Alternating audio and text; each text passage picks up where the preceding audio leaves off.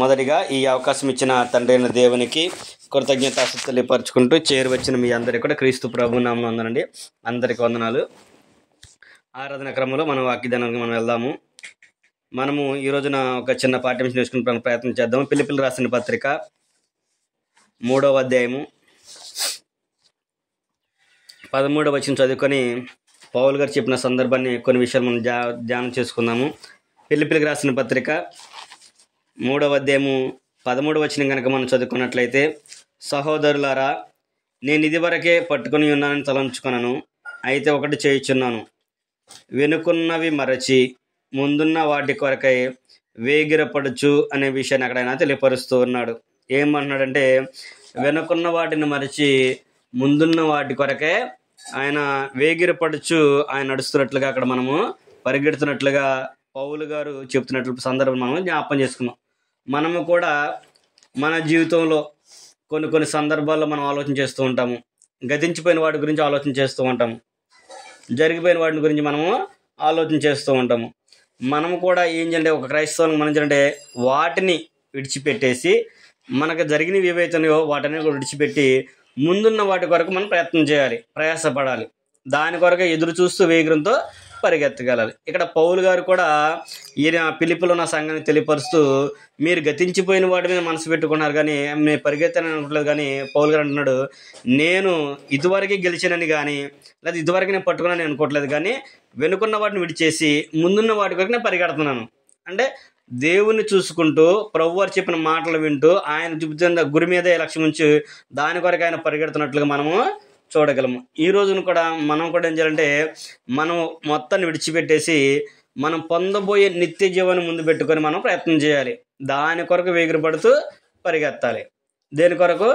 నిత్య జీవం కొరకు, పరలోకం కొరకు మనం దాని మీదే గురి పెట్టుకొని పరిగెత్తాల్సిందే తప్ప వెనకున్న వాటిని చూసి కానీ లేకపోతే మన పక్కన సంగతులను చూసి కానీ వాటిని చూసి మనం వెనకడుగు వేయటానికి లేదు.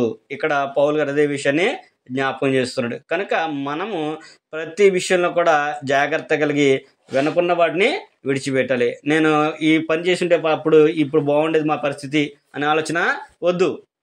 నేను ఆ టైంలో ఇలా చేస్తుంటే బాగుండేది, ఇప్పుడు నాకు ఈ స్థితి ఉండేది కాదు అనే ఆలోచన మనకి వద్దు. మేము అటు వెళ్ళకోకుండా ఎక్కడ ఉన్నా బాగుండేది, మేము ఇంకా చాలా బాగుండేవాళ్ళమేమో అనే ఆలోచన వద్దు. వాటన్నిటిని తీసివేసుకొని నువ్వు ఇప్పుడు ప్రజెంట్ ఏం చేస్తే బాగుంటుంది, ఇప్పుడు నీకేం కావాలి, నేను ఇప్పుడు ఏ స్థితిలో ఉన్నాను, ఈ స్థితి నుంచి మెరుగుపడాలంటే నేనేం చేయాలి. కనుక దేవుని యందు భయభక్తి కలిగి ఒక వ్యక్తి జీవించాలి. అందుకనే పౌలు గారు ఆ విషయాన్ని మనకి జ్ఞాపకం చేస్తున్నాడు.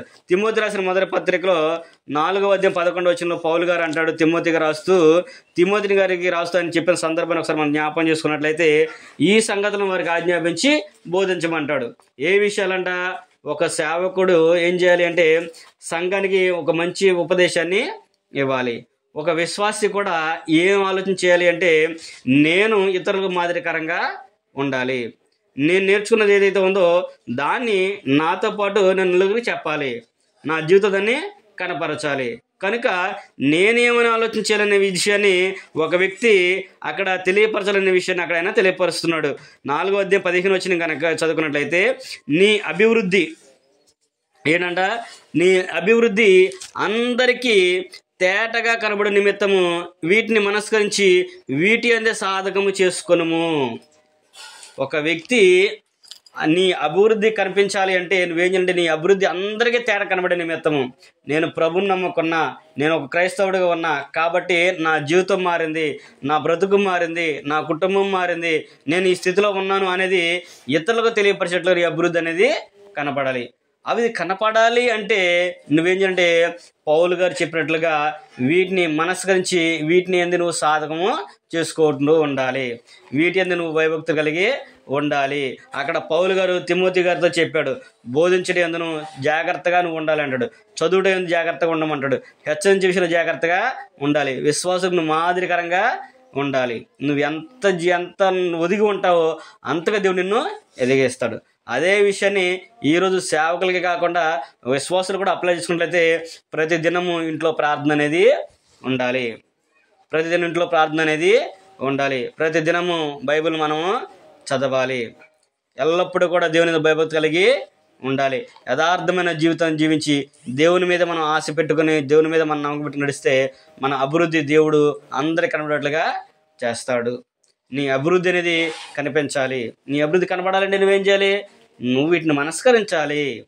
దేవుడు నా కుటుంబం ఎందుకు ఇలా ఉంచాడు, నేను ఎందుకు ఇంకెలాగ ఉన్నాను, నేను ప్రార్థనకి వెళ్తున్నాను, నేను కానుకలు ఇస్తున్నాను, సహకరిస్తున్నాను, అన్నీ చేస్తున్నాను, కానీ ఏంటి నా కుటుంబం ఎలాగ ఉందని నువ్వు అనుకుంటే నీలోనే లోపం. దేవుడు ఏ లోపము కూడా లేదు. దేవుడు ఏ లోపం కూడా లేదు. దేవుడు రెడీగా ఉన్నాడు నీకేం ఇవ్వాలని ఆలోచనతోనే ఉన్నాడు. అయితే నువ్వు చేసే పనిలోనే లోపం ఉంది, మనలోనే లోపం ఉంది. అది మనం జ్ఞాపం చేసుకోవాలి. మనలోనే లోపం ఉందనే విషయాన్ని ఎప్పుడైతే ఒక వ్యక్తి గ్రహిస్తాడో అప్పుడు ఆ విషయాలన్నీ కూడా మన హృదయంలో నాటబడతాయి. అందుకనే పౌలు గారు అన్నాడు, వీటిని నువ్వు మనస్కరించి వీటి యందు సాధకము చేసుకో. సాధకం అంటే ప్రతి దినం కూడా వాటిని అభ్యసిస్తూనే ఉండాలి, చదువుకుంటూనే ఉండాలి, నేర్చుకుంటూనే ఉండాలి, చేస్తూనే ఉండాలి. నీ కుటుంబం కొరకు నువ్వు పని చేసుకో, తప్పలేదు.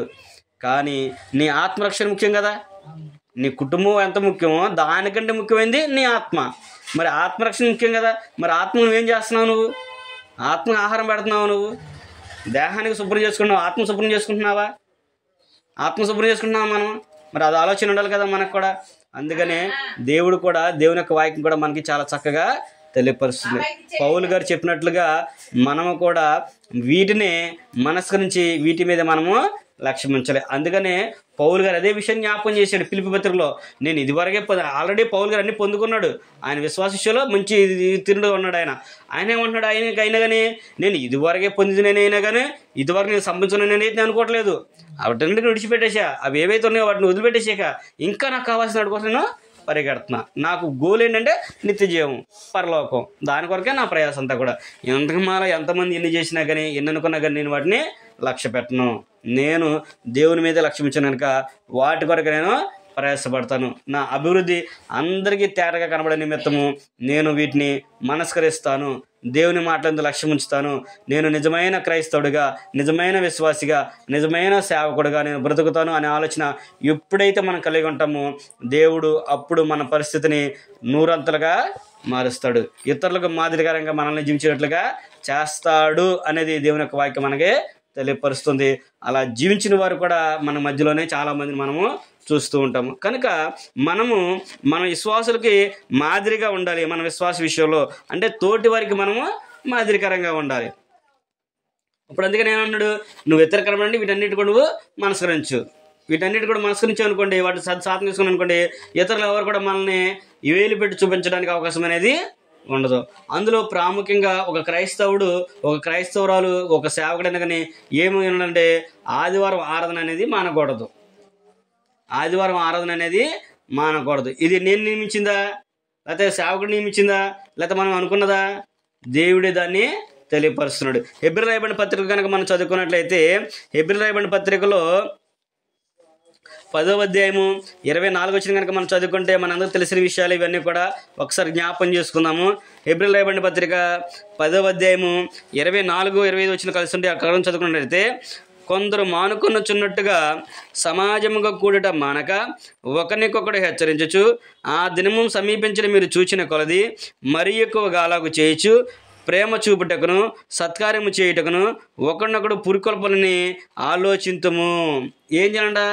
ఆ దినం ఏదైతే సమీపించే దినం ఉందో, అంటే చాలామంది దీన్ని తెలియక ప్రభు రాకడ అనుకుంటుంటారు. కానీ ఇది రాకడ గురించి చెప్పింది కాదు, ప్రభు దినం గురించి చెప్పింది, ఆదివారం గురించి చెప్పింది. కనుక ఈ రోజున మనం ఆదివారం ఆరాధన అయిపోయింది, మరలా వచ్చే ఆదివారం దేవుని చిత్తం అయితే మనం కూడుకునేంత వరకు కూడా దాని కొరకే ముందు మన ప్రయత్నం అన్ని కూడా చేయాలి. ప్లానింగ్ అన్ని కూడా దాన్ని దృష్టిలో పెట్టుకొని చేయాలి. రేపు ఆదివారం పలానా టైంకి ఆరాధన కాబట్టి దాన్ని నేను మిస్ అవ్వకూడదు. దాని కొరకు ముందుగా నేను సిద్ధం నేను చేసుకోవాలి.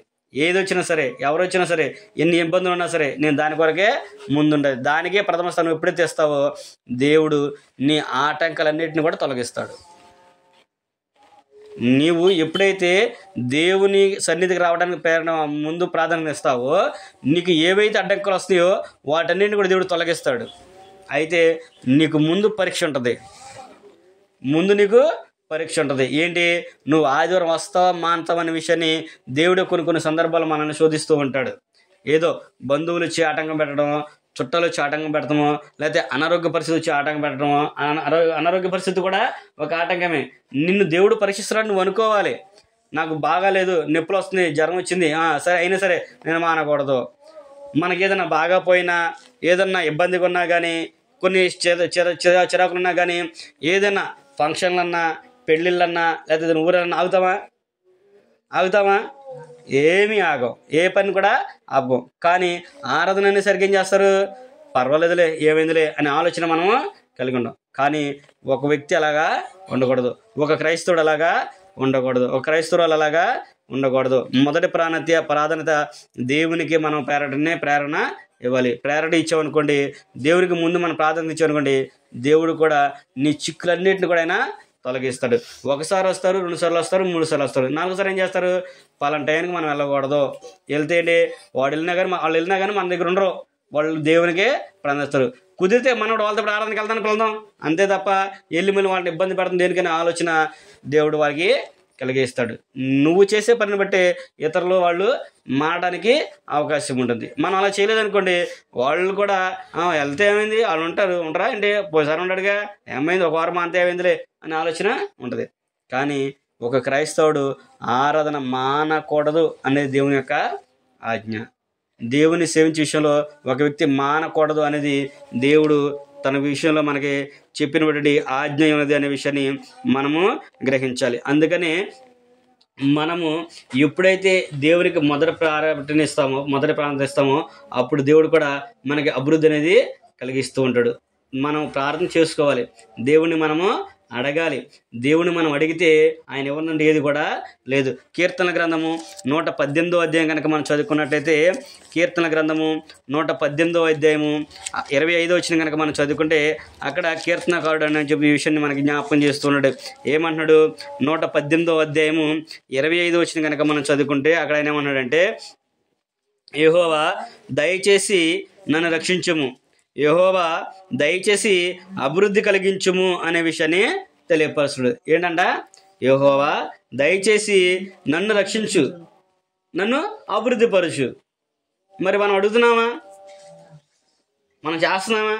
ఇక్కడ ఈ కీర్తనకారుడు మనం చదువుకుంటే, ఆయన దావీదు గారు చెప్పిన సందర్భం చదువుకుంటే, ఆయన ప్రతి విషయంలో కూడా దేవుని ముందు ఎలాగున్నాడో, దేవుని ఎలాగూ సేవించాడో, దేవుని యొక్క విషయాల్లో ఆయన ఎలాగున్నాడనే విషయం మనం చూడగలము. దావీదు గారు ఆ కీర్తన రాసినప్పుడు ఎన్నో విషయాల్లో ఆయన దావీదు గారు అనేకులకు మాదిరికరంగా ఉన్నాడు. ప్రతి సందర్భంలో కూడా దేవుని కీర్తించేవాడు, ఆయన దేవుణ్ణి కొనియాడేవాడు, దేవునికే ప్రథమ స్థానాన్ని ఆయన ఇచ్చాడు. అందుకని దేవుడు కూడా దావీదు గారిని అంతగా హెచ్చించాడు.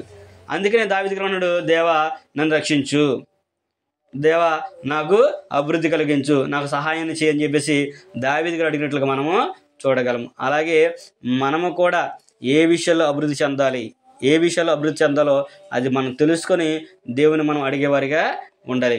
మనం అడిగితే దేవుడు కంపల్సరిగా చేస్తాడు. మనం ఏదైతే చేయాలనుకుంటున్నామో, ఏదైతే అడగాలనుకుంటున్నామో ఒక నిశ్చయిత అనేది మనకి ఉండాలి, ఒక అవగాహన అనేది మనకి ఉండాలి. ఏది కావాలో అనేది మనకి తెలియలేదు అనుకోండి, అడుగుతావు దేవుడే సార్ అడిగి ఉన్నాడు, కానీ ఏమడుగుతావు నువ్వు? నీకు ఏది కావాలో తెలియనప్పుడు నీకు దాంట్లో ఉపయోగం ఏముంది? కొంతమంది అంటుంటారు, దేవుడు కనుక నాకు ప్రత్యక్షమే వరం ఇస్తారు కనుక నేను కావాలో కోరుకుంటా. ఏమేమి చెబుతారు వాళ్ళు? ఏమేమి అనుకుంటారు? నాకు ఆస్తి కావాలి, లేదా బిల్డింగ్లు కావాలి, అవి కావాలి అనుకుంటారు, అని కోరుకుంటారని చెప్పేసి చెబుతా ఉంటారు. అసలు ముందు నువ్వు ప్రాణాలతో ఉండాలిగా, నీకు ఆరోగ్యం కావాలిగా, ఇవన్నీ ఉండాలి కదా. ఒకసారి మనము ఆలోచించాలి. అంటే దేవుడు ప్రత్యక్షం ఇచ్చేంత అవకాశం లేదు, కానీ దేవుడు మనకి ఇవ్వాలనుకున్నది మనం పొందుకోవాలంటే మనం ఏం అడగాలనే ఆలోచన ఇక్కడ మనకి ఉండాలి. అక్కడ పౌలు గారు చెప్పినట్లుగా ఏ విషయాలు అభివృద్ధి చెందాలి? అక్కడ పౌలు గారు నీ అభివృద్ధి అందరికీ తేటగా కనబడు నిమిత్తము అనే పదాన్ని వాడాడు. అందరికీ తేటగా కనబడాలి మన అభివృద్ధి. ఏ అభివృద్ధి కనబడాలి? ధన విషయంలో అభివృద్ధి కనబడాలా? లేదంటే మనం గొప్పగా ఉన్న స్థితిలోకి కనపడాలా? లేకపోతే మనం లోకంలో ఉన్న వాళ్ళతో పాటు సమానంగా కాకుండా వాళ్ళ మీద ఇంకొక మాట ఎక్కువ పచ్చి ఎక్కువ ఉండదని చెప్పుకోవాలా? ఇప్పుడు ఈ రోజున మనం చూస్తే క్రైస్తవులు చూసినట్లయితే క్రైస్తవులే లోకస్తుల కంటే ఒక మెట్టు పైన ఉన్నారు. ఏ విషయాల్లో? ఇతరులని బాధ పెట్టే విషయంలో కానివ్వండి, ఇతరులను నిందించే విషయంలో కానివ్వండి, ఇతరులను హింస పెట్టే విషయంలో ఎవరు ఉన్నారంటే క్రైస్తవులు ఎక్కువ శాతం ఉన్నారు. పైకి క్రైస్తవులే ఇతరులు అన్నారు. ఇరుగు పొరుగు వారి మీద నిందలేయడం కానీ, లేకపోతే ఇతరులు నిందించే విషయంలో ఎవరున్నారంటే వీళ్ళే ఉంటున్నారు పైన. అన్యులుగా నయ్యం, ఇంకా వాళ్ళు ఒకళ్ళొకరు సహకరించుకొని ఒకళ్ళొకరు కొద్దిగా అభివృద్ధి చెందడానికి ప్రయత్నం చేస్తుంటారు. కానీ క్రైస్తవులు ఏం చేస్తున్నారంటే ఒకళ్ళు ఎదుగుతుంటే ఒకళ్ళు వారవలేరు. అంటే ఈ రోజున అలాంటి స్థితిలో ఇక్కడ ఉన్నారు. మరి ఏం నేర్చుకుంటున్నారు? మరి దేవుడి వాక్యం చెబుతుంది, నీవు ఒకరినొకరు మీరు ప్రేమించుకోండి, ఒకరినొకరు ఆదరించుకోండి, ఒకరినొకరు గొప్ప చేసుకోండి అని చెప్తున్నాడు. మరి ఆయన మరి నువ్వు ఎన్ని సంవత్సరాల నుంచి వెళ్తున్నావు, ఎన్ని ఏళ్ళ నుంచి వస్తున్నావు, మరి నువ్వేం నేర్చుకుంటున్నావు? ఎవరన్నా ఎదిగితే ఓర్చుకోలేరు, ఎవరన్నా ఇబ్బంది పడితే ఇది చేయలేవు, ఎవరన్నా సంతోషంగా ఉంటే మనం ఇది చేయలేము. మరి అలాంటప్పుడు మనకు ఎలా విశ్వాసం అవుతాము? ఎలాగ మన ఇతరులకు మాదిరికరంగా ఉంటాము? అందుకని ఇక్కడ దావీదు అంటున్నాడు, అయ్యా నాకు నువ్వు రక్షించు, నన్ను అభివృద్ధిపరచు. అయితే మనం కూడా దేవునికి ప్రార్థన చేసుకోవాలి. ఏ విషయంలో మనం ప్రార్థన చేసుకోవాలో అది కూడా దేవుని యొక్క వాక్యం మనకి తెలియపరుస్తుంది. కనుక మనం కూడా మన విశ్వాస విషయంలో ఇతరులకు మాదిరికరంగా ఉండాలంటే దేవుడు కోరుకున్న విధంగా మన జీవితాన్ని ఉంచుకోవాలి. ఎప్పుడైతే నువ్వు దేవుణ్ణి అడుగుతావో దేవుడు నిన్ను అభివృద్ధి పరుస్తాడు, నిన్ను రక్షిస్తాడు. నువ్వు ఎంత స్థితిలో ఉన్నప్పటికైనా సరే, ఎంత ప్రమాదకరమైన పరిస్థితులు అయినా సరే దేవుడు నిన్ను కాపాడుతాడు. మనం చూసినట్టయితే ఉదాహరణ మనం చూస్తే ఆదికాండంలో మనం చదువుకుంటూ ఉంటాము.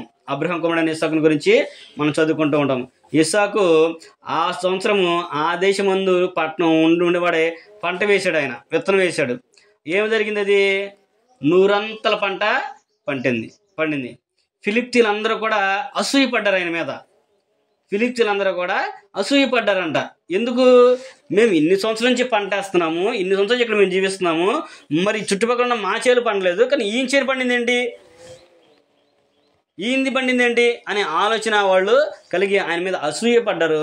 తర్వాత ఇస్సాకు యొక్క విశ్వాసాన్ని వాళ్ళు చూసి ఆయనతో సమాధాన పడడానికి వచ్చారు. వాళ్ళు ఏం చేశారంటే ఇస్సాకుకి ఎవరు తోడుకున్నారో తెలుసుకొని వాళ్ళు ఆయనతో సమాధాన పడడానికి వచ్చారు. ఆయనకు తోడుకుంది ఎవరు? ఏ రాజులు, లేకపోతే ధనవంతులు, ఏ గొప్పవాళ్ళు కాదు, ఏ రాజ్యమో కాదు, దేవుడు తోడుకున్నాడు. రాజులకు రాజు దేవాది దేవుడైన ఇస్సాకు గారికి తోడుకున్న వారు గ్రహించినప్పుడు వాళ్ళందరూ కూడా భయపడుతూ వచ్చి ఇస్సాకుతో సమాధాన పడ్డారు. అప్పుడు ఇస్సాకు గారు కూడా వారితో సమాధాన పడి చేసుకున్న సందర్భం మనం చూడండి. అప్పుడు దేవుడు అంటాడు వారిని, ఆయన అంచెలంచెలుగా కొద్దిగా ఆయన అభివృద్ధి చెందే వరకు దేవుడు ఆయన తోడుగా ఉన్నాడు. ఆదికాండం 24వ అధ్యాయంలో మనం చదువుకుంటే ఆ విషయాలన్నీ కూడా అక్కడ మనకి ఉంటాయి. అంటే నువ్వు ఎలాంటి వాడివైనా, నువ్వు ఏ పరిస్థితుల్లో ఉన్నా, నువ్వు దేవునికి ప్రాధాన్యతనిచ్చి దేవుని నమ్ముకొని దేవుని విశ్వాసం ఉంచి నువ్వు చేసావనుకో, దేవుడు నీ అభివృద్ధిని ఇతరులకు కనబడేట్లుగా చేస్తాడు. నువ్వు చేసే పనిలో నిన్ను అభివృద్ధి పరుస్తాడు. నువ్వు ఏదైతే ఎంచుకున్నావో దాన్ని నిన్ను చుట్టుపక్కల వారందరూ కూడా నిన్నే కొద్దిగా హెచ్చుగా అయినా చేస్తాడు. అది మనము గ్రహించాలి. దేవుని యొక్క క్రియలను మనం ఇది చేయలేము. దేవుడు ఎలాగ మనం అభివృద్ధి పరుస్తాడో మనకు అది తెలియదు. కనుక మనము దేవుని యొక్క వాక్యానికి, దేవుని యొక్క నామానికి మనం ప్యారటీ ఇచ్చేవారిగా మనం ఉండాలి. కనుక ప్రతి విషయంలో కూడా ఏం చేయాలంటే ఇతరులకు మనం మాదిరికరంగా ఉంటే ముందుగా మనమే దేవుని యందు నమ్మకము, విశ్వాసం ఉంచాలనే విషయాన్ని తెలియపరుస్తున్నాడు.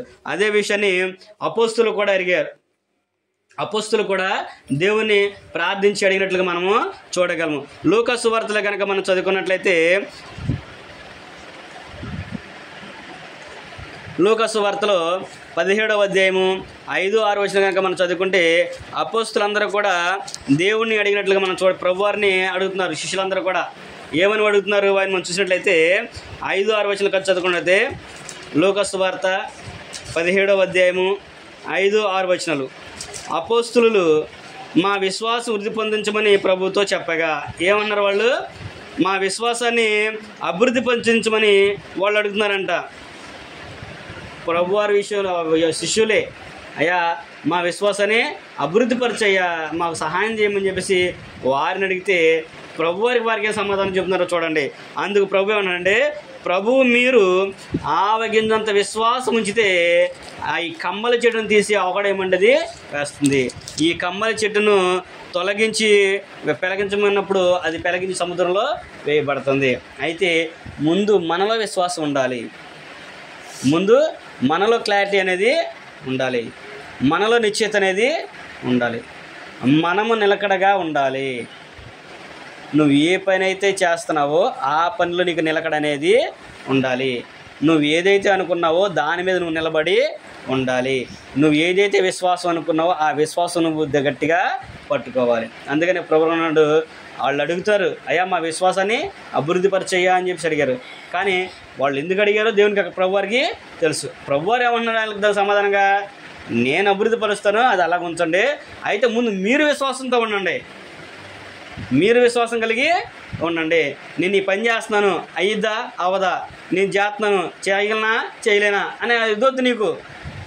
నేను ఇది చేయాలనుకున్నా దేవుడు నాకు సహాయం చేస్తాడు కాబట్టి నేను దీన్ని చేయాలి అనే ఆలోచన కలిగి దాని మీద నువ్వు నిలబడు, దేవుడు నిన్ను నిలబెడతాడు. ఇక్కడ అదే విషయాన్ని ప్రభువారు కూడా జ్ఞాపకం చేస్తున్నాడు. మనము కూడా మన విషయంలో మనం ఏదైతే అనుకున్నామో దాని మీద నిలబడాలి. నువ్వు సేవ చేయాలనుకున్నావా, నువ్వు సేవ మీద నిలబడు. ఇవాళ కాదు, రేపటి రోజునే దేవుడు నిన్ను దాన్ని చేస్తాడు. లేదు నేను మంచి ఉన్నతమైన స్థితిలో వెళ్ళాలనుకున్నావా, నువ్వు ఏ పని అయితే ఎంచుకున్నావో ఆ పనిలో నువ్వు నిలకడగా నిలబడు. ఏ పనిలో కూడా ఒకేసారి మనకు రాదండి, ఏది కూడా మనం ఒకేసారి సంతునం. పిల్లలకి చదువు లేకుండా ఒకేసారి ఉద్యోగం చేసిద్దా? వారు చదువుకొని కష్టపడి చదువుకొని అనేకమైన ఇంటర్వ్యూలోకి వెళ్తేనే వారికి ఎప్పుడుకో ఒకసారి జాబ్ అనేది వస్తుంది. పనికి వెళ్ళంగానే డబ్బులు వస్తాయి, కానీ ఆ పనిలో నైపుణ్యత సంపాదిస్తే అది ఎంత అభివృద్ధి చెందినట్లు. అందుకనే సామెత కూడా అంటాడు, నైపుణ్యత గలవాడు రాజుల ఎదుట కూడా ధైర్యంగా ఉంటాడంట. తన పనిలో నిపుణత గలవాడు చూసివా అతడు రాజుల ఎదుట కూడా ధైర్యంగా ఉంటాడంట. నీకు పని వచ్చిందనుకో, ఎంతలా పోడు ముందు నిలబెట్టినా సరే నువ్వేం చేస్తావు, ధైర్యంగా నిలబడతావు. అదే పని రాకపోతే వచ్చి రానుడు ఎదురు కూడా నువ్వు నిలబడలేవు. అందుకనే ప్రభువారు చెబుతున్నాడు, మీరు విశ్వాసం ఉంచండి. ఇప్పుడు ప్రభువారి విషయంలో నువ్వు దేవుని విషయంలో నువ్వు నమ్మావు, నువ్వు విశ్వాసం ఉంచావు, నువ్వు విశ్వాసం ఉంచానుకో నీ కుటుంబంలో జరగలేదు ఏంటి అని చెప్పేసి వేరే వాళ్ళు వచ్చి నేను అడుగుతూ ఉంటారు. జరగాల్సినప్పుడే జరిగిద్ది, దేవుడు నాకు సాయం చేస్తాడు అని నువ్వు ధైర్యంతో నమ్మకంగా ఉండాలి తప్ప నువ్వు అవును ఎన్నాళ్ళు అవుతుంది ఏంటి జరగలేదు, ఇన్నేళ్ళు అవుతుంది ఏంటి అవ్వలేదు అని నువ్వు ఎప్పుడు అనుకోకూడదు. అబ్రహాం గారికి వాగ్దానం చేశాడు దేవుడు, 75లో చేశాడు ఆయన. కానీ కుమారుని ఎప్పుడు ఇచ్చాడు ఆయన? 100 సంవత్సరాలకి ఇచ్చాడు. అంటే సుమారు 10 సంవత్సరాలు అబ్రహాం గారు విశ్వాస విషయంలో ఎదురు చూశాడు. మరి మనకు అంత ఓపిక ఉందా? అంతకాలం మనం చూడగలమా? చూడలేము. కానీ చూడాలి, దేవుడు ఇచ్చేంతవరకు మనము చూడాలి. అందుకనే పౌలు గారు అంటాడు, ఆయన తగిన సమయం ముందు హెచ్చించినట్లుగా ఆయన బలిష్టమైన చేతి కింద దేన మనసుకై ఉండండి అంటాడు. దేవుడు తగిన సమయం ముందు మనం హెచ్చించినట్లు మనము ఆయన బలిష్టమైన చేతి కింద దేన మనసుకై ఉండాలి. అయ్యా నిన్నే నమ్ముకున్నా, నా వల్ల ఏది కాదు, నువ్వే సహాయం చేయని చెప్పేసి నీ చిత్తం నాయన అని చెప్పేసి మనం ఆయన మీద ఆధారపడాల్సింది తప్ప ఇది అవ్వట్లేదులే కానీ దేవుడు లేదు గీవులే పక్కన పెట్టేసి ఈ పని చేద్దాం పని మనం వెళ్ళి అనే ఆలోచన ఎప్పుడు కూడా చేయకూడదు. ఎప్పుడు కూడా మనం అనుకోకూడదు. దేవుడు మన పక్షాన ఉన్నాడంటే అది కంపల్సరిగా జరిగిస్తాడు. అది ఆలస్యం అవుతుందంటే దేవునికి ఏదో గొప్ప మేలు చేయాలనే ఆలోచన ఆయన కలిగి ఉన్నాడు. అది ఆలస్యం అవుతుందంటే దేవునికి అంతకన్నా గొప్పదే మేలు చేస్తాడు, గొప్ప మేలు చేస్తాడనే ఆలోచన మనం ఉన్నట్లయితే మనం కూడా విశ్వాస విషయంలో ఎదిగిన వారిగా ఉంటాం. అప్పుడు అపోస్తులు ఎలాగైతే అడిగారో అభివృద్ధి పరచమని దేవుడు ఎలాగైతే పరిచాడో అలాగే మనం అడగక మునిపే మన అభివృద్ధిని అందరికీ కనబడేట్లు దేవుడు చేస్తాడు. కాబట్టి మనము దేవుని యందు విశ్వాసము ఉంచాలి. విశ్వాసంలో అభివృద్ధి కనబడేట్లుగా మన జీవితాన్ని కనపరుచుకోవాలి. మనం అడగాలి దేవుణ్ణి అడిగింది మనం పొందుకునేంత వరకు కూడా దాని మీద నమ్మకాన్ని ఉంచాలి. కాబట్టి మనం కూడా విశ్వాస విషయంలో మాదిరిగా ఉండాలి అనేది కాకుండా మనం కూడా అన్ని విషయాల్లో అభివృద్ధి చెందినట్లుగా ఉండాలి. అందుకనే పౌలు గారు కూడా అంటాడు, కొరింథీయులకు రాసిన మొదటి పత్రిక 3వ అధ్యాయము 6-7 కనుక మనం చదువుకున్నట్లయితే, నేను నాటిదని అపోలో నీళ్లు పోసాను, వృద్ధి కలిగి చేయవాడు దేవుడే. ఎవరన్నా వృద్ధి కలిగి చేసేది దేవుడే. నువ్వు ఇక్కడ కష్టపడ్డావు కానీ దీనికి ఇక్కడ కష్టాన్ని వేరే చోటకి ఫలితం ఇస్తాడు. చాలామంది ఏం చేస్తారంటే, నేను ఎంత నమ్మకంగా ఉద్యోగం చేస్తున్నా కానీ నా ఉద్యోగంలో నాకు రూపాయి రావట్లేదు, నేను ఎంత కష్టపడినా కానీ నాకు టాలెంట్ ఉన్నా కానీ రూపాయి ఇవ్వట్లేదు నువ్వు అనుకుంటావు. కానీ నువ్వు ఇక్కడ పడిన కష్టాన్ని దేవునికి ఎక్కడో ప్రతిఫలం ఇవ్వడానికి ప్రయత్నం ఉంటాడు ఆయన. ఇక్కడ పడిన కష్టాన్ని అక్కడ నీకు దాన్ని ఇవ్వడానికి ఆయన ప్రయత్నం చేస్తూ ఉంటాడు. మీరు చూడండి, కొన్ని సంవత్సరాలు కొంతమంది ఓర్పు కలిగి ఉద్యోగం చేస్తూ ఉంటారు ఒక కంపెనీలో. వాళ్ళకి అది ఎక్స్పీరియన్స్ అనమాట. అది వాళ్ళు కష్టపడతారు, కానీ దానికి కష్టం దగ్గర జీతం రాదు. కానీ ఏదో తగలకో లేకపోతే వారి అవసరం బాగకో ఏదో చేస్తూ ఉంటారు. కానీ అనుకోకుండా ఒక సందర్భం వచ్చినప్పుడు అతను పడిన కష్టానికి, అతనుకున్న సిన్సియారిటీకి, అతనుకున్న టాలెంట్కి ఏం చేస్తారంటే ఇతను ఊహించని రీతిలో అతను యజమాని తీసుకెళ్తాడు. చాలామంది విషయాలు జరిగినాయి కూడా అవి, చాలామంది విషయాలు కూడా అవి జరిగినాయి కూడా. ఎందుకంటే వాళ్ళు అన్నాళ్ళు కంపెనీలో నమ్మకంగా ఓర్పు పనిచేశారు కాబట్టి వాళ్ళ యజమాని అంత ఇదిగా ఆయన్ని చూసుకున్నాడు. అలాగే మరి మనం కూడా మన దేవుని యందు, మన యజమాని యందు విశ్వాసం ఉంచి నమ్మకంగా కానీ మనం జీవిస్తే మన యజమాని వచ్చినప్పుడు లేదా మన జీవితంలో ఆయన గొప్ప మేలును మనకి చేస్తాడు.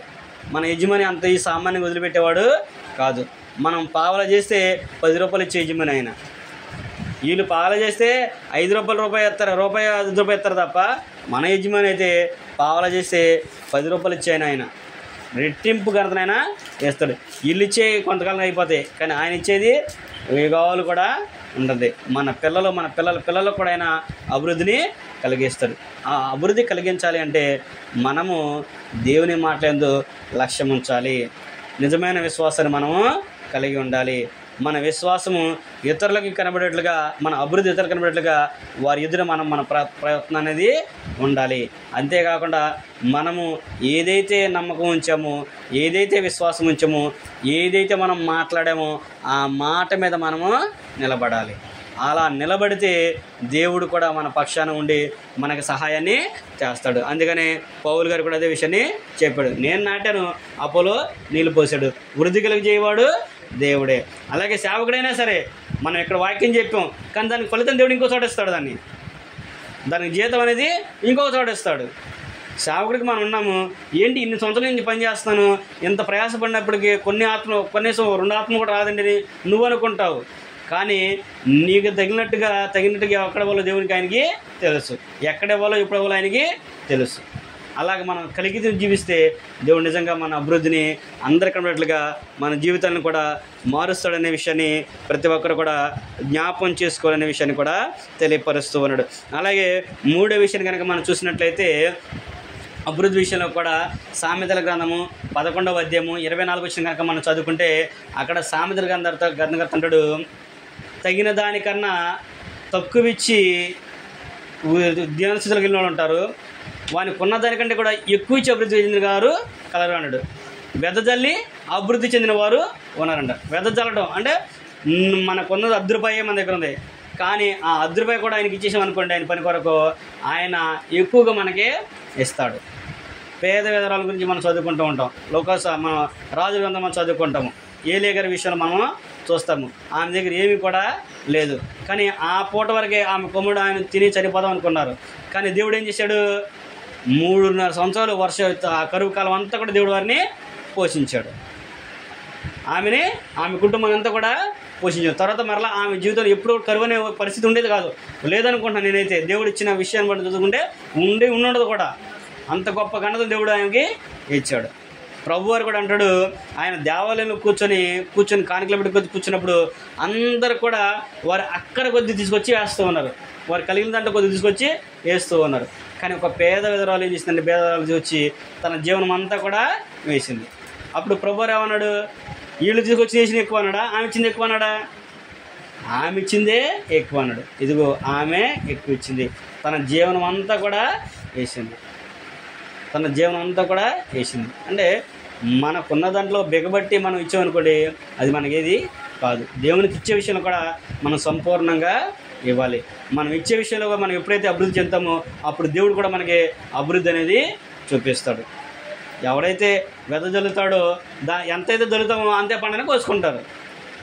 చదువుకుంటాం కదా కొరింథీ పత్రిక 9వ వచనం, కొంచెంగా విత్తువాడు కొంచెంగా పండగను, సమృద్ధిగా విత్తువాడు సమృద్ధిగా పంటకోను. నువ్వు సమృద్ధిగా విత్తావు అనుకో, సమృద్ధిగా పంటను కోసుకుంటావు.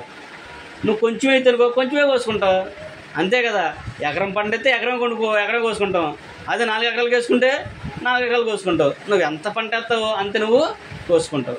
నువ్వు దగ్గర ఉన్న దాంట్లో నువ్వు ఇచ్చిన దాన్ని బట్టి దేవుడు నీకు అభివృద్ధిని కలిగిస్తాడు. అదే విషయాన్ని ఇక్కడ సామెత గ్రంథకర్త కూడా మనకి తెలియపరుస్తున్నాడు. మనము ఇతరులకు మాదిరికరంగా జీవించే విషయంలో మనము అభివృద్ధి అనేది కూడా ధన విషయంలో కూడా అభివృద్ధి చెందాలంటే మనం ఎప్పుడైతే దేవుడికి ఎక్కువగా ఇస్తామో దేవుడు కూడా మన స్థితిని మారుస్తాడు, అభివృద్ధి పరుస్తాడు అనే విషయాన్ని కూడా మనకి తెలియపరుస్తూ ఉంది. కాబట్టి అన్ని విషయాల్లో కూడా మనము అభివృద్ధి చెందుతూ ఉండాలి.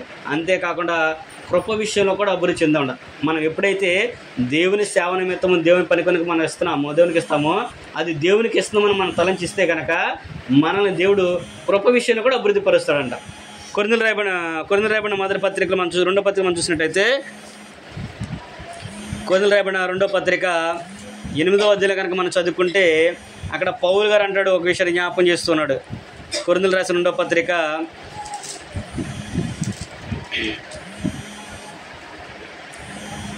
కొరింథీయులకు రాసిన రెండో పత్రిక 8వ అధ్యాయము 7వ వచనం చదువుకుందాం.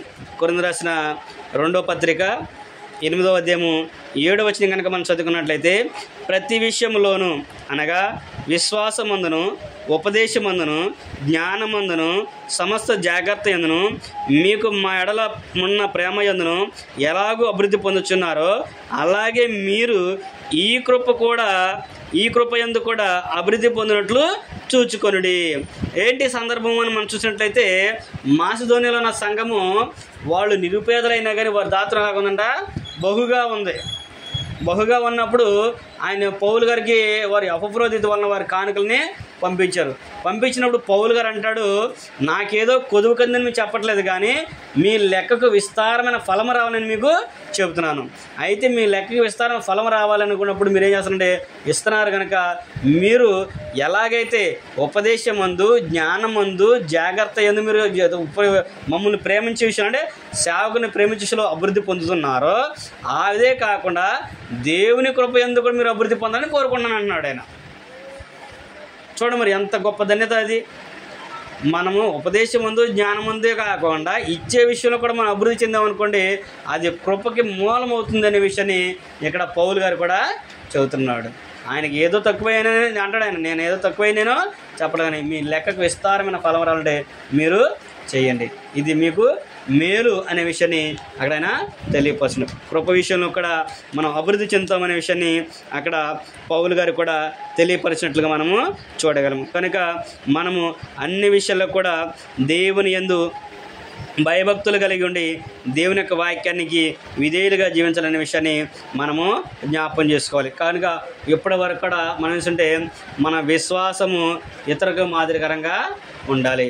విశ్వాస విషయంలో మనం ఇతరులకి మాదిరికరంగా ఉండాలి. ఇతరులకు మాదిరికరంగా ఉండాలంటే మనం ఏ విషయంలో మనం మాదిరికరంగా ఉండాలంటే పౌలు గారే మనకే మాదిరి. పౌలు గారు చెప్పాడు ఆల్రెడీ మనందరికీ యేసుక్రీస్తు ప్రభువు మాదిరి. మనకి కొన్ని సందర్భాల్లో మనం చూసినప్పుడు పౌలు గారు కూడా అంటాడు, పౌలు గారు చెప్తాడు ఏమంటాడంటే నేను క్రీస్తుని పోలి నడుచుకున్న ప్రకారము మీరు కూడా నన్ను పోలి నడుచుకోండి అంటాడు. కొన్ని రాసిన మొదటి పత్రిక 11వ అధ్యాయంలో చెప్తాడు ఆయన 1వ వచనంలో. అంటే పౌలు గారు మాదిరి ఉండదు, ఆయన అదే విషయాన్ని చేతుంటాడు. నేను ఇదివరకే పొంది తినేనే కానీ ఇదివరకే పట్టుకున్నాను కానీ నేను తలంచుకున్నాను కానీ వెనుకున్న వాటిని మరచి ముందున్న వాటి కొరకే నేను వేగిరపడుచు పరిగెత్తుచున్నాను, కనుక మీరు కూడా పరిగెత్తండి. ఇప్పుడు మనం ఏం చేయాలంటే గతించిపోయిన వాటిని పక్కన పెట్టేసేయండి. ఇక వాటి జోలికి మనకు వద్దు. ఇప్పటి నుంచి నేను ఏ విషయంలో అభివృద్ధి చెందాలి, నేను ఎలాగ జీవించాలి, నేను ఇతరులకు ఎలాగ మాదిరిగా ఉండాలి, మరి నేను ఇతరులకు మాదిరిగా ఉండాలంటే నేను ఎలా జీవించాలనే విషయాన్ని ఎప్పుడైతే ఒక వ్యక్తి కలిగి దేవుని ఎందుకు భయభక్తి కలిగి జీవిస్తాడో అప్పుడు దేవుడు కూడా మనకు సమస్త అభివృద్ధిని కలిగిస్తాడు. అందులో మనం చూసాము పౌలు గారు చెప్పినట్లుగా మనము వీటిని అభ్యసింపజేసుకోవాలి అంటాడు. వీటి యందు మనం సాధకం కలిగి ఉండాలి. వీటి యందు దేవుని యొక్క మాటల యందు దేవుని యొక్క వాక్యాన్ని మనం ఎల్లప్పుడూ కూడా సాధన చేసుకుంటూ ఉండాలి. మన గృహంలో ప్రతిదినము ప్రార్థన ఉండాలి, వాక్య ధ్యానం అనేది ఉండాలి. దేవునికి ఎల్లప్పుడూ మనం కృతజ్ఞతాస్తుతులు చేసేవారిగా ఉండాలి. దేవుని యందు మనం భయభక్తి కలిగి జీవించాలి. మనం అంతేకాకుండా మన కృప విషయంలో అభివృద్ధి మనము చెందాలి, ఇచ్చే విషయంలో అభివృద్ధి చెందాలి, విశ్వాసంలో నిలకడగా ఉండాలి. అంతేకాకుండా మనం ఎప్పుడైతే ఇవన్నీ కూడా మనం కలిగి చూపిస్తామో అప్పుడు పౌలు గారు చెప్పినట్లుగా మనం చదువుకున్నాం కదా, తిమోతి రాసిన మొదటి పత్రిక 4వ అధ్యాయము 15 వచనం చదువుకున్నాం కదా, నీ అభివృద్ధి అందరికీ తేటగా కనబడే నిమిత్తము నువ్వు వీటిని సాధన చేసుకొని అప్పుడు మన అభివృద్ధి ఇతరులకు తేటగా కనబడుద్ది. అవును, ఆ వ్యక్తిని మనం చూసాము, ఇంతవరకు ఎట్లా పడితే అలా మాట్లాడేవాడు, కానీ ఇప్పుడు చాలా జాగ్రత్తగా మాట్లాడుతున్నారు. మాటలో మార్పు వచ్చింది. ఇంతవరకు ఎక్కడ పడితే అక్కడికి వచ్చేవాడు, కానీ ఇప్పుడు ఎక్కడ పడితే అక్కడికి రావట్లా, ఎక్కువ శాతం ప్రార్థనిస్తాడు కనుక తన ప్రవర్తనలో మార్పు వచ్చింది. ఇంతవరకు వారి కుటుంబం ఎట్లా పడితే అట్లా ఉండి ఎట్లా పడితే జీవించేవాళ్ళు, కానీ ఇప్పుడు అలాగా ఉండట్లేదు. నిజమే, వాళ్ళ కుటుంబం అభివృద్ధి చెందింది, వాళ్ళు మాదిరిగా ఉన్నారు. ఇంతవరకే పాపం ఎక్కడ పడితే అక్కడ వాళ్ళు ఉండేవాళ్ళు, కానీ ఇప్పుడు దేవుడు వారిని అభివృద్ధి పరిచాడు. అందుకని దేవుడు మంచి గృహాన్ని వాళ్ళకి ఇచ్చాడు. అంటే మన అభివృద్ధి అనేది ఇతరులకు కనబడేట్లుగా మన జీవితం అనేది ఉండాలి. ఎప్పుడైతే ఇవన్నీ కనగడాలంటే మనం ప్రభువారు చెప్పినట్లుగా మన విశ్వాస విషయంలో మనం స్థిరంగా ఉండాలి. నువ్వు నిజమైన విశ్వాసాన్ని కలిగి ఉండాలి. విశ్వాస విషయంలో మనం కుడికిని ఎడగని తొలక్కోకుండా ఉండాలి. మనం ఏదైతే తలబెట్టామో దాని మీద మన మనసుని నిలబెడితే దేవుడు మనల్ని అభివృద్ధి పరుస్తాడు, మన కుటుంబాన్ని దీవిస్తున్న విషయాన్ని ప్రేమతో మీకు తెలియపరుస్తూ నాకు తెలియపరచుకుంటూ ఈ మాటలందరితో ముగిస్తున్నాను. ఓపిక తిన్న మీ అందరికీ కూడా ప్రభు నామమున వందనాలు తెలియపరచు. అందరికీ కూడా వందనాలు.